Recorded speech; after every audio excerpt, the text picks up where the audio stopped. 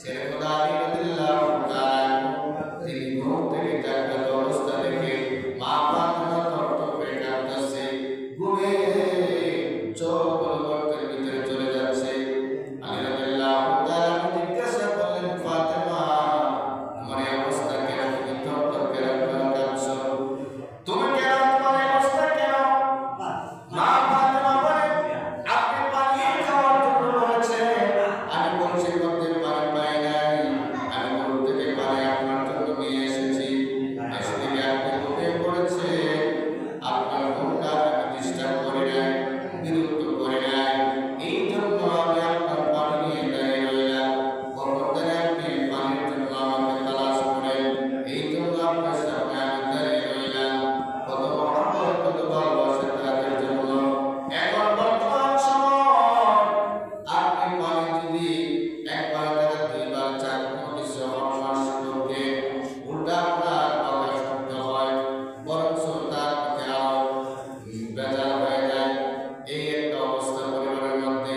কিন্তু মা ফাতেমা রাদিয়াল্লাহু তাআলা তিনি কোনো বেজার হন নাই, বরং তার প্রান্ত পরিশ্রম করে দাঁড়িয়ে পানি গ্লাস নিয়ে আলী রাদিয়াল্লাহু তাআলা এই অবস্থা দেখে তিনি আল্লাহর কাছে দোয়া করলেন, আল্লাহ আমার স্ত্রী আমার জন্য সারা রাত আমার জন্য কষ্ট করেছে, আল্লাহ তুমি তাকে কবুল করে নাও এবং সকল জান্নাতের নারীদের সর্দারনী হিসেবে আপনি তাকে কবুল করেন।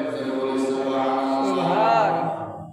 আলী রাদিয়াল্লাহু তাআলা আল্লাহর কাছে দোয়া করলেন, আল্লাহ দোয়া কবুল করে নিলেন। জোরে বলে সুবহানাল্লাহ। সুবহানাল্লাহ।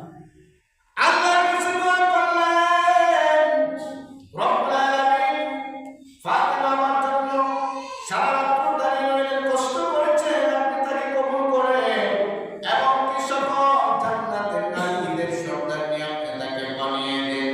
আল্লাহ পাক কবুল করে নিলেন। এই খবরটা আলী রাদিয়াল্লাহু তাআলা ফাতেমাকে বলল, ফাতেমা এই ঘটনা তোমার বাবা মুহাম্মদ রাসূলুল্লাহ সাল্লাল্লাহু আলাইহি সাল্লামকে বলবে না। খবরটা এই খবরটা তুমি আমি সারা কেউ যদি না জানে।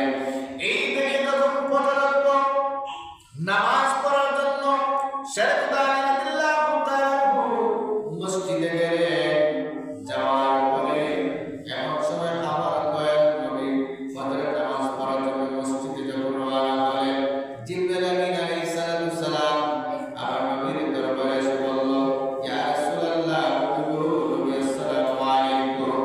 আমার নবী বলে, জিবরাইল এত সকালবেলা কেন তুমি আমার সাথে এমন করেছো? আমার নবী রাহমাতুল আলামিন হায়াতুন নবী জিন্দান বলে, জিবরাইল রে এত সকালবেলা কিন্তু দেখি নাই তুমি আসার আমার কাছে আসতে। জিবরাইল বলে, ইয়া রাসূলুল্লাহ, আপনার জন্য একটা শুভ সংবাদ আছে। কি এমন শুভ সংবাদ আপনি বলেন না? ও আল্লাহ পাক আপনার কন্যাকে মা ফাতেমা রাদিয়াল্লাহু